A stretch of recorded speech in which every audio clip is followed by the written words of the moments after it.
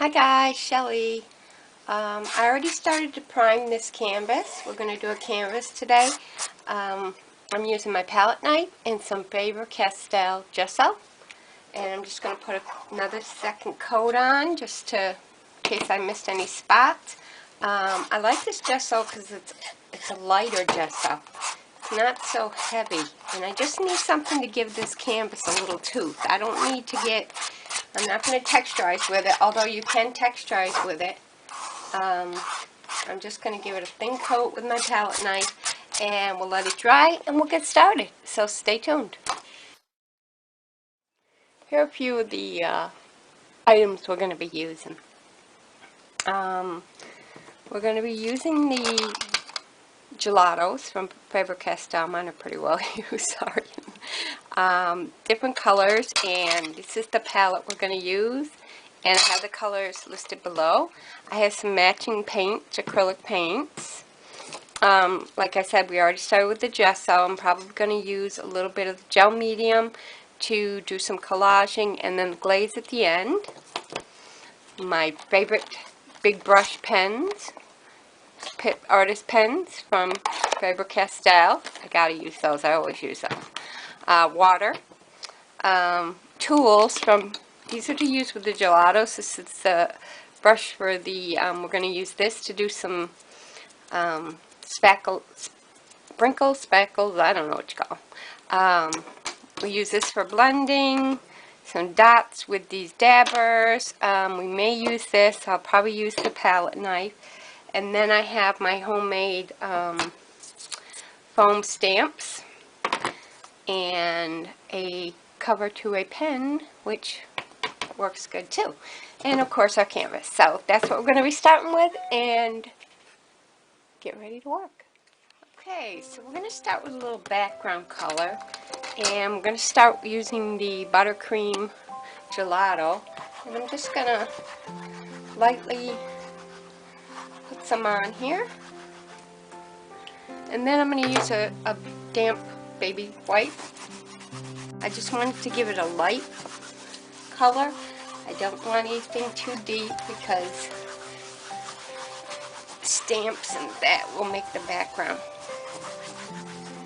Okay, and then I think I'll add a little bit of the butterscotch to give it a little bit of, just a little depth. Okay, so now we have a nice background. It's got just enough color. Now I'm going to take one of my handmade stamps, and I'm going to use the lime gelato. I'm going to color the stamp. Just color it like you would, you know, anything else. Works like a lipstick almost. Then I'm going to just give it a little spritz of water to get the color moving, and I'm going to stamp it onto the background. I like the watercolor effect that it gives. It's very light. Later on I'll enhance it a little bit with the Pitt pens. Big brush pens, Stampers big brush pens. But I like the effect.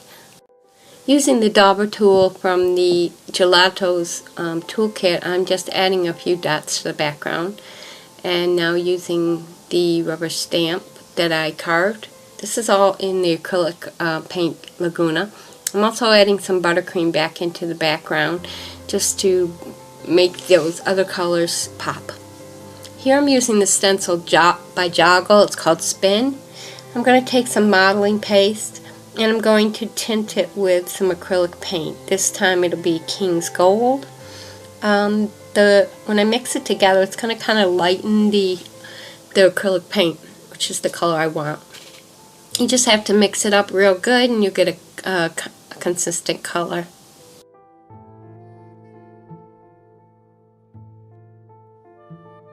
So I've done the stenciling and I've let it dry. Now I'm putting a clear coat of Mod Podge on to seal the canvas. This is using, again, the Spin stencil from Joggle. It's the larger swirl.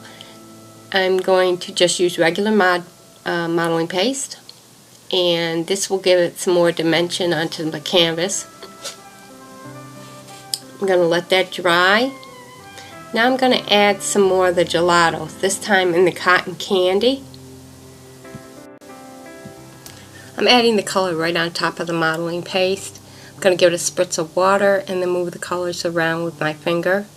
Adding blueberry here, and I eventually will add lime and some metallic mint just to give it some more depth to the swirls.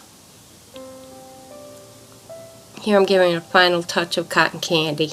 I'm going to add some more elements to the back. This time I'm going to use some acrylic paint and the top of a pen actually. The color that I'm using is Cloudless, and it's by Apple Barrel, and I'm just adding some circles in there to give it some more layers, which gives it depth, dimension. This time I'm using a light mint paint that I mixed up myself, a color I mixed up myself, and one of my foam stamps. This color doesn't really pop in this canvas, but it will add to the background texture. Now I'm going to use just a dauber that I mixed with the mint and also a little bit of Laguna, and what I do is I put it down and I give it a little turn, and it creates some swirls, which aren't really picking up here. But this is actually a corn pad. I cut it down. It's one of the corn pads you use for your feet, and adding that circles using that. Okay, now it's time to embellish a little bit with pens and markings. Here I'm using the Zig Poster Man in gold and just bringing out some of that leaf that I told you wouldn't show up too well. Using the Stampers Big Brush pens, I'm just doing additional shading around some of the items. I love to use these pens. These are some of my favorite tools. Now I'm going to take my quote, which I printed out on paper towels, and I'm cutting around each of the words, trying to figure out the placement of them. Then what you do is you have to peel away the back plies of the paper towel to where you just have the top layer with the words on it. Add a little bit of the gel medium to the back of the words to soak it in really well.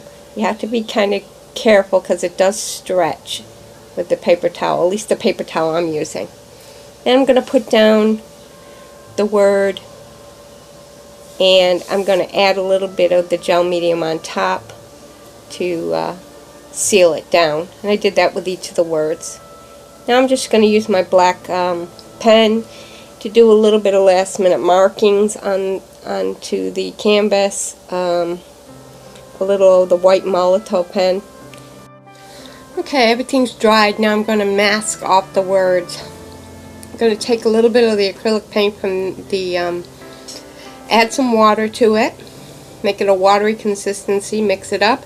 Using the stipple brush, I'm now going to tap on some spackles. Sprinkles. I can't come up with the word.